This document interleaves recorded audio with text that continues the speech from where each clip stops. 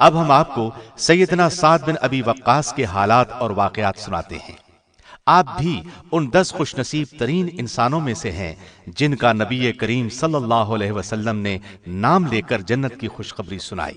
آپ اولین اسلام قبول کرنے والوں میں سے ہیں۔ سیدنا سعد بن ابی وقاص ہجرت مدینہ سے قریباً 30 سال پہلے مکہ میں پیدا ہوئے۔ اس لحاظ سے عمر میں نبی صلی اللہ علیہ وسلم سے 23 سال چھوٹے تھے۔ ماں باپ نے نام سعد رکھا، کنیت ابو اسحاق تھی۔ ان کے 2 بیٹوں کے نام اسحاق اکبر اور اسحاق اصغر تھے۔ انہی کی نسبت سے کنیت ابو اسحاق تھی۔ آپ قبیلہ قریش کی ایک معزز شاخ بنو زہرہ سے تعلق رکھتے تھے۔ 5ویں پشت میں آپ کا سلسلہ نسب رسول اللہ صلی اللہ علیہ وسلم سے جا ملتا ہے۔ آپ کے والد نے اسلام کا زمانہ نہیں پایا۔ والدہ کا نام حمنہ تھا، وہ بنو امیہ سے تھیں۔ نبی اکرم سیدنا سعد بن ابی وقاص کے ماموزاد بھائی تھے۔ وہ اس طرح کہ سعد کے والد ابو وقاص رسول اللہ صلی اللہ علیہ وسلم کی والدہ بی بی آمنہ کے چچا زاد بھائی اور آپ کے ماموں تھے۔ آپ کے بچپن کے حالات کتابوں میں نہیں ملتے۔ بعد کی زندگی کے حالات سے اتنا ضرور پتہ چلتا ہے کہ جوانی کی عمر کو پہنچنے تک ہتھیاروں کا استعمال سیکھ لیا تھا اور تیر بنانے کے فن میں بھی مہارت حاصل کر لی تھی۔ 16-17 سال کی عمر میں ہی ایک بہادر، سمجھدار اور نیک نوجوان بن چکے تھے۔ جو ہی آپ کو اسلام کی دعوت دی گئی، آپ نے قبول کر لی۔ ابھی اسلام کی دعوت کو صرف 7واں دن تھا اور ان کی عمر 19 سال تھی کہ اسلام لے آئے۔ اس طرح آپ السابقون الاولون میں شامل ہیں۔ آپ کو دنیا ہی میں جنت کی خوشخبری سنا دی گئی۔ آپ کی والدہ کو اسلام قبول کرنے کا حال معلوم ہوا تو سخت ناراض ہوئی۔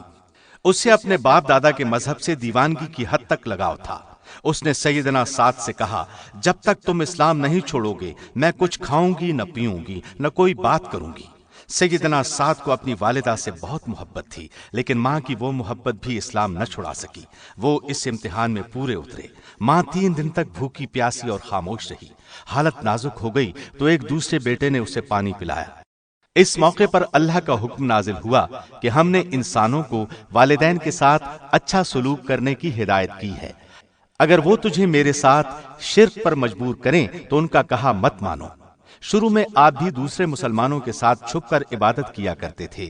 ایک دن چند کافر ان کی طرف آ نکلے۔ مسلمان اس وقت ایک گھاٹی میں عبادت کر رہے تھے۔ کافروں نے پہلے تو مسلمانوں کا مذاق اڑایا، پھر انہیں مارا پیٹا۔ سیدنا سعد سے برداشت نہ ہو سکا۔ پاس ہی اونٹ کی ایک ہڈی پڑی تھی، اس کو اٹھا کر ان پر حملہ کر دیا۔ ایک کافر کا سر پھٹ گیا، دوسرے اس کے ساتھی بھاگ نکلے۔ سیدنا سعد بن ابی وقاص پہلے شخص ہیں جنہوں نے دین کی خاطر کسی کافر کا خون بہایا۔ سیدنا سعد بن ابی وقاص کا شمار رسول اللہ کے ان ساتھیوں میں ہوتا ہے جو اسلام لانے کے بعد آپ کے ساتھ مکے میں ہی مقیم رہے۔ ہر قسم کی سختیاں برداشت کیں، کافروں کے ظلم بہت حوصلے سے برداشت کیے، یہاں تک کہ نبوت کے 13ویں سال آپ صلی اللہ علیہ وسلم نے مکے میں موجود تمام مسلمانوں کو مدینے کی طرف ہجرت کرنے کا حکم دیا۔ اس سے پہلے مسلمانوں کی کچھ تعداد آپ کی ہدایت پر حبشہ چلی گئی تھی، لیکن سیدنا سعد اور کچھ دوسرے صحابہ نے مکے میں آپ کے ساتھ رہنا پسند کیا۔ پھر جب مدینے کی طرف ہجرت کا حکم ہوا تو آپ نے تمام مسلمانوں کو مدینے کی طرف ہجرت کرنے کی ہدایت فرمائی۔ اس وقت سیدنا سعد بن ابی وقاص اپنے بھائی عمیر کے ساتھ ہجرت کر گئے۔ عمیر بھی مسلمان ہو چکے تھے۔ مدینے پہنچنے پر انہوں نے اپنے بڑے بھائی عتبہ بن ابی وقاص کے ہاں قیام کیا۔ عتبہ نے چند سال پہلے مکے میں ایک شخص کو قتل کر دیا تھا اور اس ڈر سے مدینے آ گیا تھا کہ کہیں بدلے میں اسے نہ قتل کر دیا جائے۔ یہ اگرچہ مسلمان نہیں ہوا تھا، پھر بھی اس نے اپنے دونوں بھائیوں کو خوشی سے ٹھہرایا۔ پھر نبی صلی اللہ علیہ وسلم مدینے تشریف لے آئے۔ اب اگرچہ مسلمان مکے کے کافروں کے ہاتھوں سے محفوظ ہو چکے تھے، لیکن ان کی طرف سے خطرہ پھر بھی موجود تھا، اس لیے مسلمان ہر وقت خبردار رہتے تھے، ہتھیار اپنے پاس رکھتے تھے اور نبی صلی اللہ علیہ وسلم کی حفاظت کے لیے پہرا بھی دیا کرتے تھے۔ ام المومنین سیدہ عائشہ صدیقہ فرماتی ہیں، جب رسول اللہ مدینے تشریف لائے تو ایک رات آپ کی نیند اچاٹ ہو گئی۔ آپ نے فرمایا، کاش آج کوئی نیک آدمی پہرے پر ہوتا۔ اتنے میں ہتھیاروں کی جھنکار سنائی دی۔ آپ نے پوچھا کون ہے؟ جواب ملا، میں سعد ہوں۔ آپ نے دریافت فرمایا کس لیے آئے ہو؟ انہوں نے جواب دیا، میرے دل میں آپ کی نسبت خوف محسوس ہوا کہ کہیں کوئی دشمن آپ کو نقصان پہنچانے کی کوشش نہ کرے، اس لیے میں پہرا دینے کی نیت سے حاضر ہوا ہوں۔ آپ نے یہ سن کر ان کے لیے دعا کی اور سو گئے۔ غزوہ بدر سے پہلے چند چھوٹی مہمات بھی پیش آئیں، آپ نے ان سب میں شرکت کی۔ ہجرت کے دوسرے سال بدر کا معرکہ ہوا۔ یہ مسلمانوں اور کافروں کے درمیان پہلی بڑی لڑائی تھی۔ قریباً 1000 کافروں کے مقابلے میں مسلمان صرف 313 تھے۔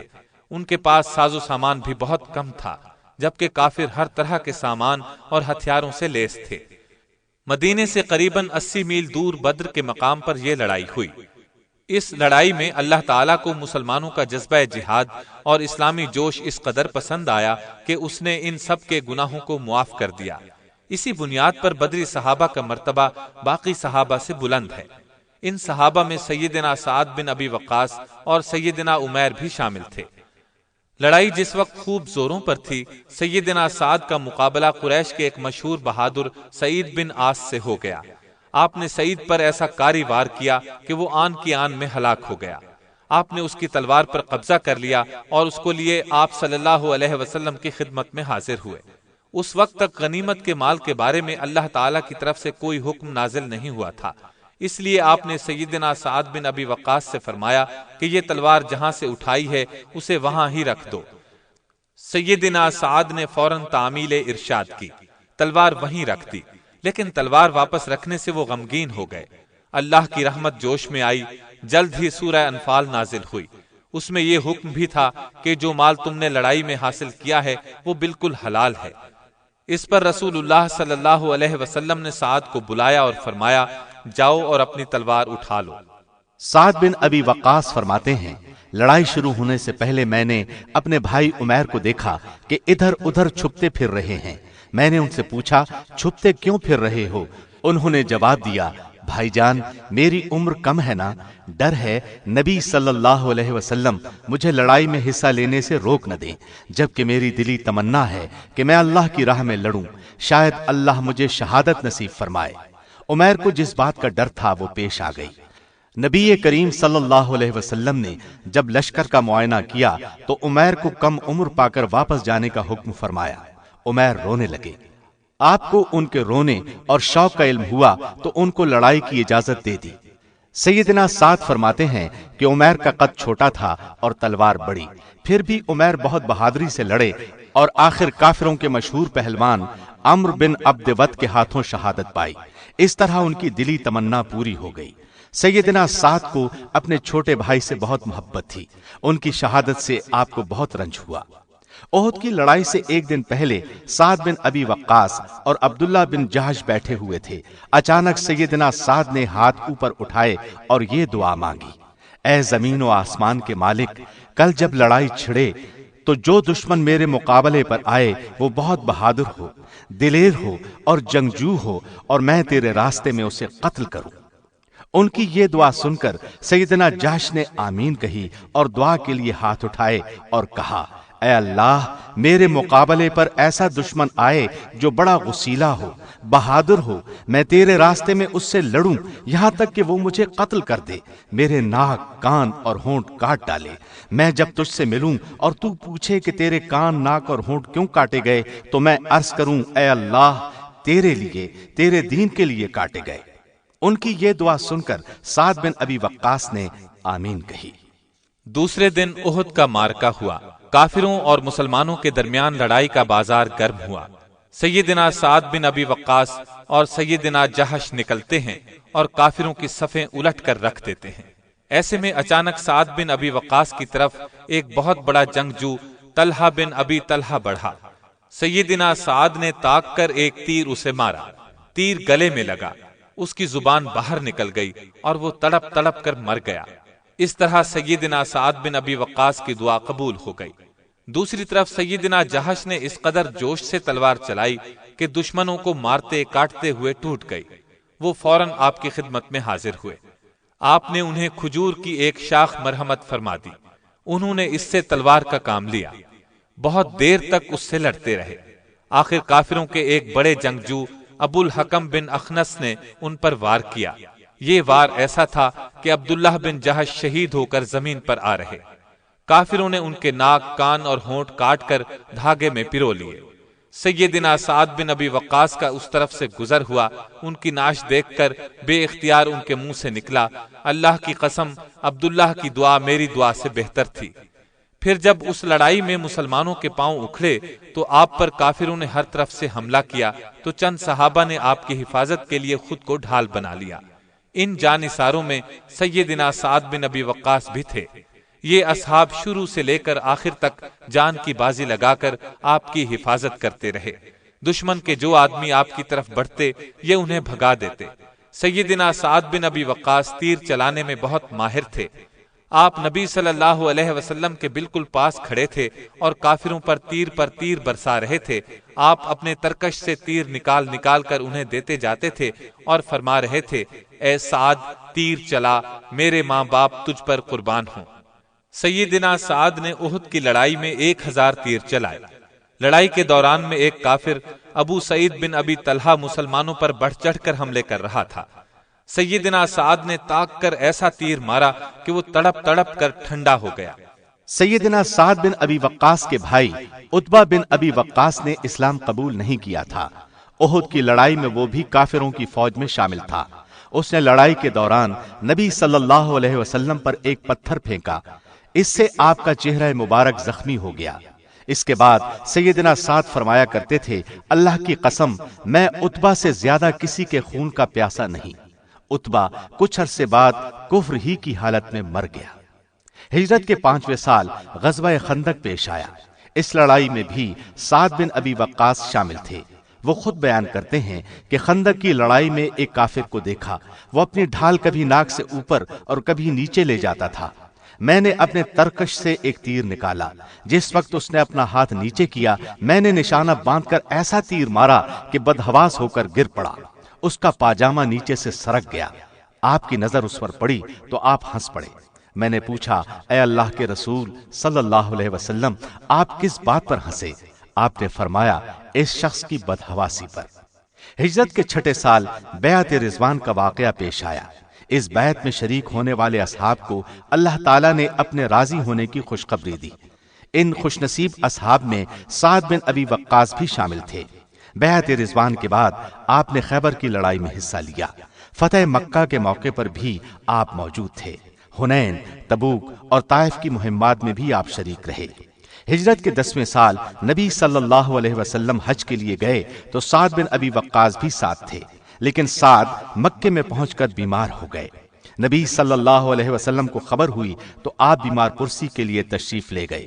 سیدنا سعد کو اپنے زندہ رہنے کی کوئی امید نہیں رہ گئی تھی۔ انہوں نے عرض کیا، اے اللہ کے رسول، میں مکے میں مر رہا ہوں، جبکہ میں اللہ کی راہ میں اس جگہ کو ہمیشہ کے لیے چھوڑ چکا ہوں۔ آپ نے ان کے لیے دعا فرمائی، اے اللہ سعد کو شفا دے اور اس کی ہجرت کو پورا کر۔ اس کے بعد آپ جلد ہی صحت یاب ہو گئے اور واپس مدینے آ گئے۔ حجت الوداع کے بعد نبی صلی اللہ علیہ وسلم اس دنیا سے رخصت ہو گئے۔ سعد بن ابی وقاص کے لیے یہ صدمہ زندگی کا سب سے بڑا تھا۔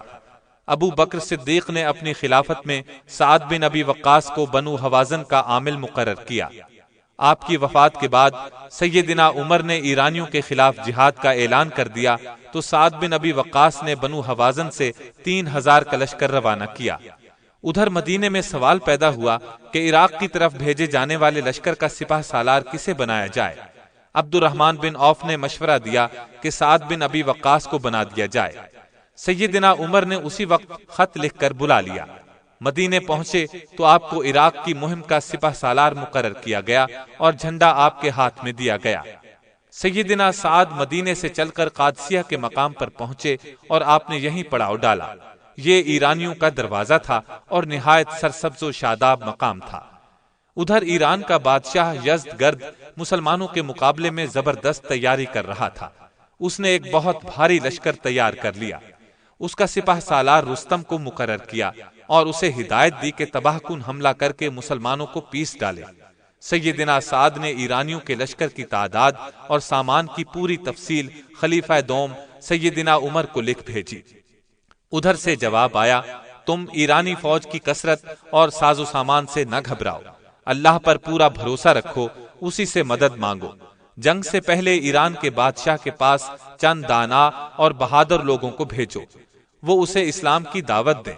آپ کا حکم ملتے ہی سعد نے اپنی فوج سے 14 آدمی چنے، انہیں ایران کے بادشاہ سے بات کرنے کے لیے بھیجا، لیکن یزدگرد نے ان کی کوئی بات نہیں سنی۔ یہ لوگ ناکام واپس آ گئے۔ اس نے رستم کو حکم دیا، مسلمانوں کو پیس ڈالو۔ اب ایرانی فوج آگے بڑھی۔ اس وقت ایرانی لشکر کی تعداد 2 لاکھ کے قریب تھی، جبکہ اسلامی لشکر صرف 40,000 کے قریب تھا۔ مسلمان پرجوش تھے۔ اتنے میں سعد بن ابی وقاص بیمار ہو گئے۔ ان کی فوج میں خالد بن عرفطہ بہت بہادر اور ذہین تھے۔ آپ نے فوج کی کمان انہیں سونپی اور خود صرف ہدایات دینے کا کام سنبھالا، کیونکہ بیماری کی وجہ سے وہ لڑنے کے قابل نہیں تھے۔ آخر جنگ شروع ہوئی۔ رستم اور دوسرے ایرانی سردار لشکر کو جوش دلا رہے تھے۔ ادھر عرب کے شاعر لشکر میں پھیل گئے، اپنے اشعار کے ذریعے سے مجاہدین میں جوش بھر دیا۔ ایرانیوں نے سب سے پہلے اپنے جنگی ہاتھیوں کو آگے بڑھایا۔ گھمسان کی لڑائی تمام دن جاری رہی۔ 3 دن تک یہ لڑائی ہوئی۔ آخر تیسرے دن ایرانیوں کے پاؤں اکھڑ گئے۔ اللہ نے مسلمانوں کو فتح عطا کی۔ قادسیہ کی فتح کے بعد سیدنا سعد بن ابی وقاص آگے بڑھے، شہر بابل اور کوسہ فتح کیے، پھر ایران کے پائے تخت مدائن کی طرف بڑھے اور پھر مدائن بھی آپ کے ہاتھوں فتح ہو گیا۔ سیدنا عمر رضی اللہ عنہ کو ان عظیم الشان کامیابیوں کی اطلاعات ملی تو بے حد خوش ہوئے، مجاہدین کی بہت تعریف کی۔ ادھر شاہ ایران مدائن سے بھاگ کر حلوان چلا گیا۔ اس نے پھر ایک لشکر تیار کیا۔ یہ لشکر شہر جلولہ میں جمع کیا گیا۔ اس کے گرد خندق کھودی گئی اور بھی حفاظتی انتظامات کیے گئے، لیکن اللہ تعالیٰ کی مہربانی سے اس لشکر کو بھی شکست ہوئی۔ جلولہ کے بعد حلوان بھی فتح ہو گیا۔ شاہ ایران بھاگ نکلا۔ اس طرح سارا عراق عرب فتح ہو گیا۔ ان لڑائیوں میں کروڑوں کا مال غنیمت ہاتھ لگا۔ جب اس مال غنیمت کا 5واں حصہ مدینے بھیجا گیا تو امیر المومنین اس کو دیکھ کر رو پڑے اور فرمایا، مجھے ڈر ہے کہ یہ مال دولت کہیں مسلمانوں کو فتنے میں نہ ڈال دے۔ اس کے بعد انہوں نے سارا مال مسلمانوں میں تقسیم کر دیا۔ آپ نے سعد بن ابی وقاص کو کوفے کا گورنر مقرر کر دیا اور وہ مدائن سے کوفے آ گئے۔ گورنری کے دور میں آپ نے لوگوں کی بھلائی کے لیے بہت کام کیا۔ سیدنا عثمان رضی اللہ عنہ کے دور میں بھی آپ کوفے کے گورنر رہے۔ 26 ہجری کو کوفے کی گورنری سے فارغ ہوئے اور گھر آ گئے۔ اس کے بعد آپ نے خود کو حکومتی معاملات سے الگ کر لیا۔ رسول اللہ صلی اللہ علیہ وسلم نے آپ کو مدینے سے باہر عقیق کی وادی میں ایک جاگیر عطا فرمائی تھی۔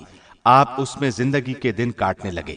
انہوں نے اپنی وفات تک تقریباً 30 سال یہیں بسر کیے۔ اس دوران ملک میں کئی فساد برپا ہوئے، لیکن آپ نے خود کو ان معاملات سے بالکل الگ تھلگ رکھا۔ سیدنا عثمان رضی اللہ عنہ کی حکومت کے آخری دنوں میں جب فسادیوں نے آپ کے گھر کو گھیرے میں لے لیا تو سیدنا سعد وادی عقیق سے مدینے تشریف لائے۔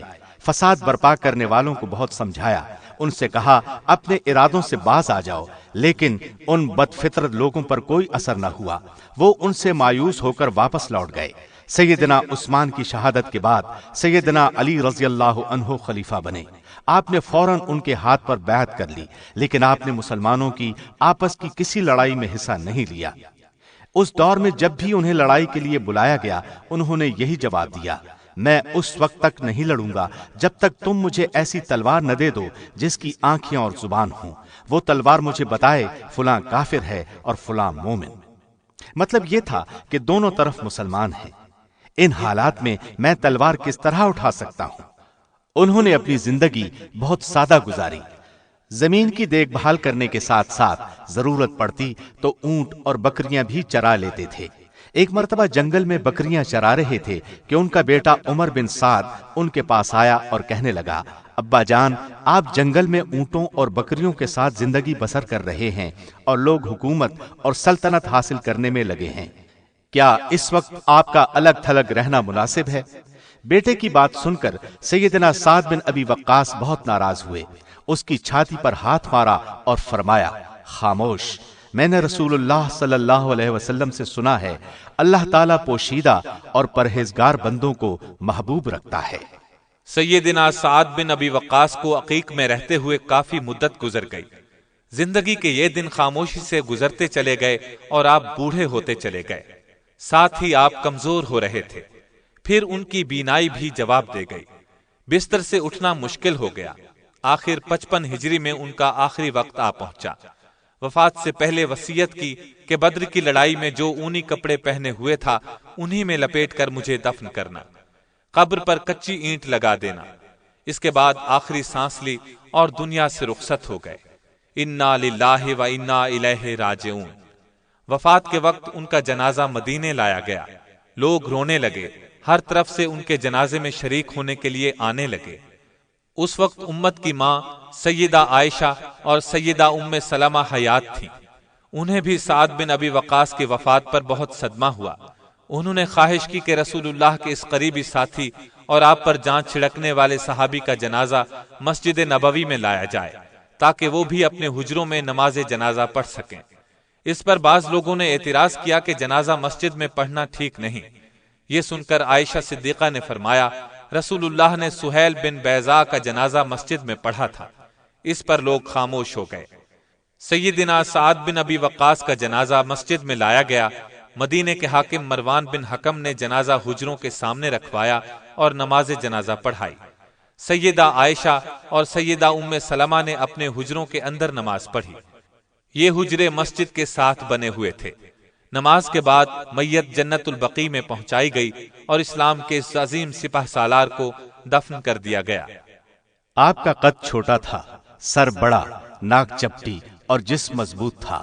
ہاتھوں کی انگلیاں موٹی اور مضبوط تھیں۔ آپ نے کئی نکاح کیے، 18 لڑکے اور 17 لڑکیاں پیدا ہوئیں۔ بچپن میں تیر اور کمان بنانے کا فن سیکھا۔ ہجرت سے پہلے ان کی روزی کا یہی ذریعہ تھا۔ اس زمانے میں اس صنعت کی بہت قدر تھی، اس لیے کہ وہ زمانہ ہی تیر و تلوار کا تھا۔ آپ نے اس فن میں ایسا کمال حاصل کیا کہ دور دور سے لوگ ان کی بنائی ہوئی کمانیں اور تیر خریدنے کے لیے آتے تھے۔ بعد میں انہیں کافروں سے لڑائیوں کے سلسلے میں مال غنیمت ملنے لگا اور نبی اکرم صلی اللہ علیہ وسلم نے انہیں وادی عقیق میں زمین کا ایک ٹکڑا عطا کر دیا۔ سیدنا عمر فاروق رضی اللہ عنہ کے زمانے میں لوگوں کے وظیفے مقرر ہوئے تو ہر بدری صحابی کا 5000 درہم وظیفہ مقرر ہوا۔ آپ بھی بدری تھے، آپ کو بھی یہ وظیفہ ملا۔ اس کے علاوہ عراق عرب کی لڑائیوں سے بھی انہیں غنیمت میں بہت بڑی رقم ملی۔ اس طرح آپ بہت خوشحال ہو گئے۔ مدینے میں آپ کا ایک وسیع مکان تھا۔ یہ مکان بھی آپ کو رسول اللہ صلی اللہ علیہ وسلم نے عطا فرمایا تھا۔ کوفے اور عقیق میں بھی ان کے 2 مکان تھے۔ سیدنا عثمان رضی اللہ عنہ کے زمانے میں بھی آپ نے 20 ایکڑ بنجر زمین خرید کر آباد کی اور اپنی روزی کھیتی باڑی اور بھیڑ بکریوں کو پال کر کمانے لگے۔ وفات سے پہلے آپ نے 5000 درہم زکوٰۃ نکالی۔ آپ قرآن اور حدیث کے بہت بڑے عالم تھے۔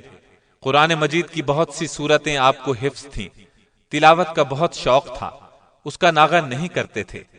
تلاوت اس قدر خوش الہانی سے کرتے کہ سننے والے محو ہو جاتے۔ فرمایا کرتے تھے، میں نے رسول اللہ صلی اللہ علیہ وسلم سے سنا ہے، قرآن اللہ کا خوف دلانے اور نصیحت کے لیے نازل ہوا ہے، اس لیے جب پڑھو تو رو، اگر روتے نہیں تو چہرے سے خوف ظاہر ہو، خوش الہانی سے پڑھو۔ آپ قرآن کے حافظوں کی بہت قدر کرتے تھے۔ قادسیہ کی لڑائی کے بعد آپ نے غنیمت کا مال تقسیم کیا۔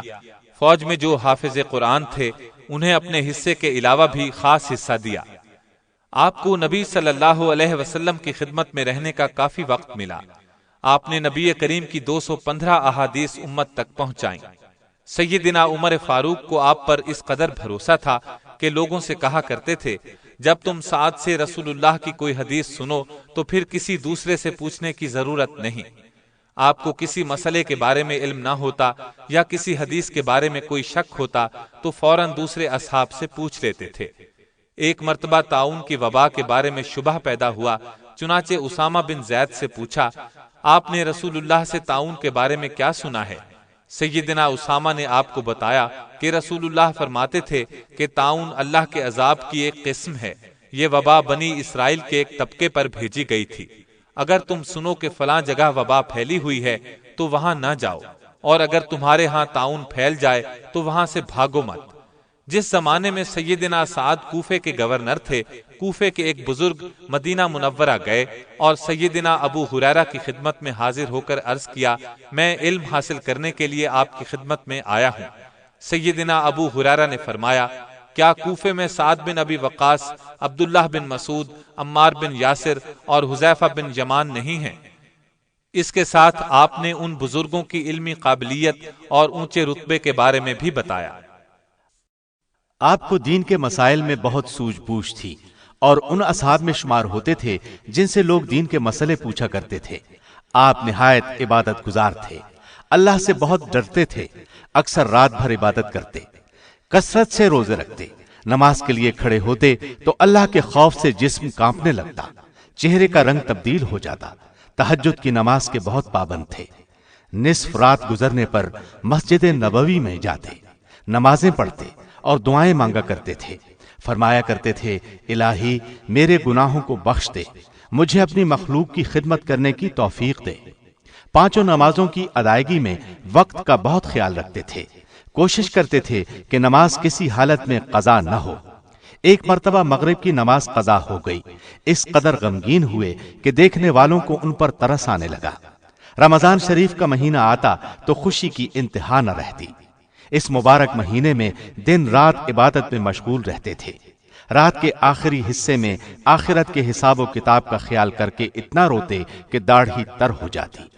اگرچہ جوان ہوتے ہی آپ نے اسلام قبول کر لیا تھا، لیکن اسلام سے پہلے کا زمانہ یاد کر کے رونے لگتے۔ زندگی میں بہت حج کیے، زندگی کے آخری حصے میں تو صرف عبادت کے ہو کر رہ گئے تھے۔ سیدنا سعد بن ابی وقاص کو نبی صلی اللہ علیہ وسلم سے بہت محبت تھی، ہر وقت آپ پر جان قربان کرنے کے لیے تیار رہتے تھے۔ اس طرح نبی صلی اللہ علیہ وسلم کو بھی آپ سے بہت محبت تھی۔ آپ نے ان کے لیے یہ دعا فرمائی، الہی ان کی دعا قبول فرما، ان کی تیر اندازی کو درست رکھنا۔ اس مبارک دعا کی وجہ سے لوگ ان سے دعا کی خواہش رکھتے تھے اور ان کی بد دعا سے خوف کھاتے تھے۔ آپ نہایت پاکیزہ اخلاق اور عادات کے مالک تھے، بہت غیرت مند تھے، پرہیزگار بھی بہت تھے، کبھی ایسا لقمہ نہیں کھایا جس کے حلال اور پاک ہونے میں ذرا بھی شبہ ہو۔ آپ میں سخاوت کا جذبہ بھی بہت تھا، اپنے دروازے سے کسی کو خالی ہاتھ نہیں جانے دیتے تھے، خود حاجت مندوں کے گھر جاتے اور ان کی ضرورت پوری کرتے تھے، اللہ کے راستے میں دل کھول کر خرچ کرتے۔ آپ بھی ان 10 صحابہ میں ہیں جنہیں آپ صلی اللہ علیہ وسلم نے اس دنیا میں نام لے کر جنتی ہونے کی خوشخبری سنائی۔ آپ اولین ایمان لانے والوں میں بھی شامل ہیں اور بدری صحابی بھی ہیں، حدیبیہ میں بیعت رضوان میں بھی شریک تھے۔ آپ ان 6 اصحاب میں بھی شامل تھے جن کے نام سیدنا عمر نے خلافت کے لیے تجویز کیے۔ اللہ کی ان پر ہزارہا رحمتیں نازل ہوں۔